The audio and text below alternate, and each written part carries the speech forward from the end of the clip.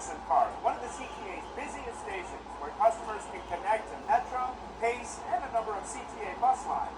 But if your travels take you through here, be sure to venture beyond the terminal and into the surrounding neighborhood of Jefferson Park, our destination. Tucked away on Chicago's northwest side is a neighborhood known as a city within a city, a place anyone would be proud to call home. And if you're a visitor, you'll feel like you belong. Everyone is made to feel welcome here as you shop, dine, and explore the community of Jefferson Park. As longtime resident and Jefferson Park Chamber of Commerce President Jim Robertson will tell you, to know Jefferson Park is to love it. So Jim, tell me what makes Jefferson Park such a great destination.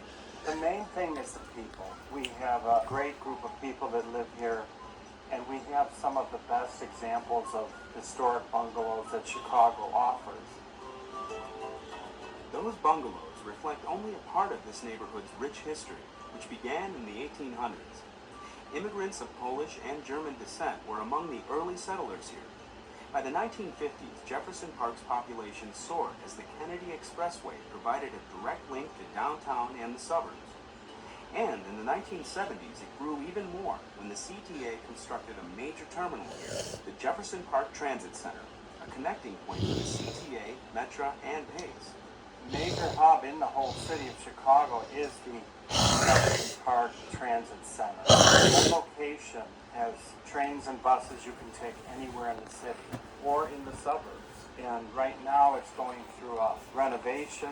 The Chamber of Commerce purchased a statue that will be the centerpiece of the renovation project of Thomas Jefferson. So we're very much looking forward to that. Why Thomas Jefferson? We're named after Thomas Jefferson. Oh, okay. In addition to the new Thomas Jefferson Monument, the community has also recognized its namesake with a park, Thomas Jefferson Memorial Park. This is a very community-oriented park. We offer a variety of classes, including preschool, play school, tap and ballet, gymnastics, yoga. We have a senior club, a mom, pops, and tots, t-ball, soccer, swimming in the summer, day camp. Stop by any time for some recreation, or every summer for the annual Jeff Fest, where you can shop local vendors, listen to local bands, and taste the local food. Another way to taste the local flavors is through Jefferson Park's annual Taste of Polonia, a celebration of the neighborhood's Polish influence. It's held every Labor Day weekend at the community's largest and perhaps most important gathering space, the Copernicus Cultural and Civic Center. Visitors to the Copernicus Center can also enjoy a variety of cultural activities year-round. The center was founded here in Jefferson Park because of the concentration of Polish people. We've renovated the large theater that we're standing in now. It's a 2,000-seat theater. When the Symphony Orchestra from Warsaw was visiting, we sponsored the theater here as a rehearsal place. All events and programs at the Copernicus Center are open to the public. Even though Jefferson Park has evolved into a diverse city neighborhood, it's hard to ignore the Polish and German influence. So prevalent, you can practically taste it. We're here for 33 years. It's a family-owned business. At the Krakus Sausage Deli, you'll find Polish sausage, liver sausage, smoked sausage, 52 varieties in all that taste like no others. It's a family-known recipe, which we put in our product. You know, the pepper and salt is a normal thing, and garlic you would put in the sausage, but there's a few extra little things that give it more of a zing, a little for different taste. Krakus is among the most popular food establishments in Jefferson Park. And Hot Shots? Here's your chance to fill up on some pool hall fun at Chris's Billiards. It's famous for playing a role in the Paul Newman, Tom Cruise flick, The Color of Money. Rack up some fun on one of 48 tables at this 35-year-old neighborhood mainstay. From indoor pool to outdoor fun, from great places to shop and eat, there is so much to experience in the neighborhood of Jefferson Park. And the CTA can get you there. Here's how.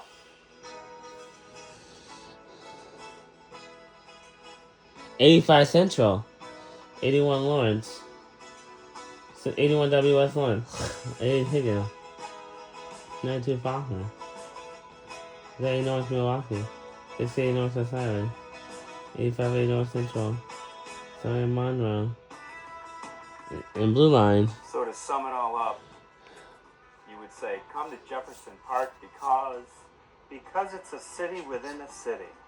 It's a neighborhood that still is a neighborhood. And it has a lot of great people that live here.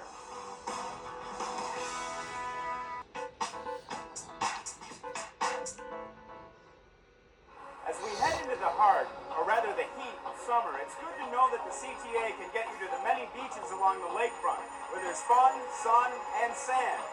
All you need is a little basic training.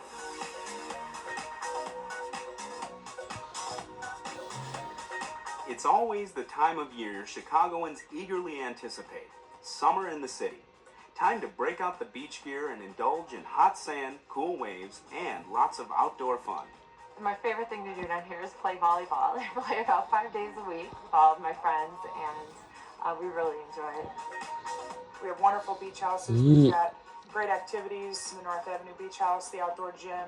We have bike rentals at many of our beaches. So there's always something to do. Our sand volleyball courts are always very popular, and they're easy to get to. Our beaches are very accessible. The CTA makes it easy to get to every Chicago lakefront beach, all 31 of them. The CTA is a quick, easy, efficient way to get down to the lakefront without having to worry about parking, without having to worry about having your car. I took the CTA because it was really cost effective. If we were driving around, it would take hours in traffic. We came down here with like 12 people. You can't fit that all in one car, so we all came down together and we all had fun.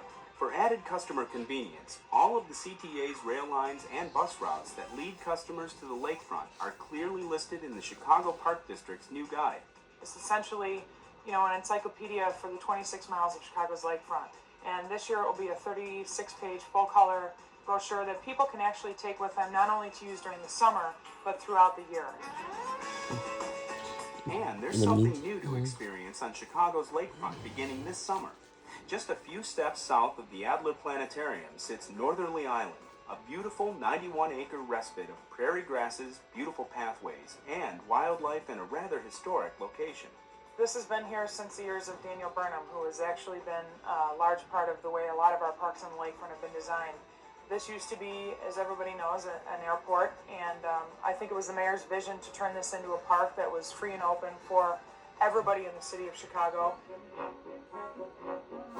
Northerly Island is also where Chicago's second World's Fair was held in 1933 and 1934. There is an unbelievable history to this park that I think a lot of people probably don't know.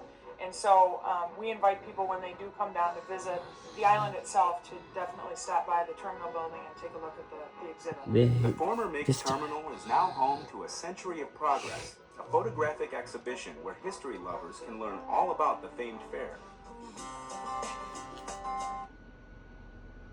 Won't be able to get enough of the green grass, trees, and wildflowers. Miles of it. The pathways that we've put in here at Northerly Island are for everybody's use. What we have found is a lot of bikers come out here just to explore the island because they've never been able to do that before. And I think a lot of the birders enjoy Northerly Island because this is on the migratory bird path, and so it does get a lot of activity in the spring and the fall. Bird watchers and fishermen are making their way to Northerly Island. It's the newest site for the Perch Derby, a contest offering some of the finest shore fishing in the city. We are having the Derby out here again this year. We have a fishing guy at the Chicago Park District by the name of Bob Long, who does fantastic fishing events for kids and adults alike. Northerly Island will also offer a new concert venue. The Lakefront Pavilion at Northerly Island will host family entertainment, concerts, and more. So come on out and enjoy the new Northerly Island and all of Chicago's celebrated beaches. And let the CTA get you there. There are lots of reasons to head to the lakefront this summer, but one big one, the Chicago Outdoor Film Festival in Grant Park, our last stop. Set against the breathtaking backdrop of Chicago's skyline and the lakefront, classic films are projected on a 50 by 34-foot screen with state-of-the-art sound at the Chicago Outdoor Film Festival in Grant Park. This summer marks the 6th year for the Film Fest, a showcase not only for screen gems, but the city itself. And, as in years past, record crowds are expected. The film festival has definitely grown in popularity. There's no question about that. Our average attendance is about 30,000 people per film. And this year's lineup is no exception. The films have been personally selected by critic Roger Ebert as part of a series of events celebrating him and his many accomplishments. Films include Citizen Kane, Annie Hall, My Darling Clementine, E.T., The Night of the Hunter, The Hustler, and Star Wars. It's a program that gets a big thumbs up. I like that there's an eclectic mix, that it's not just the most recent blockbuster, but sometimes we get films, whether it's a Marx Brothers comedy or a Marilyn Monroe film, that are from 40 or 50 years ago, real classic films, and the prints are usually of the highest available quality. I love that it's a film lovers festival, but you can also just be somebody who loves the city, and you can have that movie on in the background. Take the CTA to Grant Park this summer for Chicago's Outdoor Film Festival.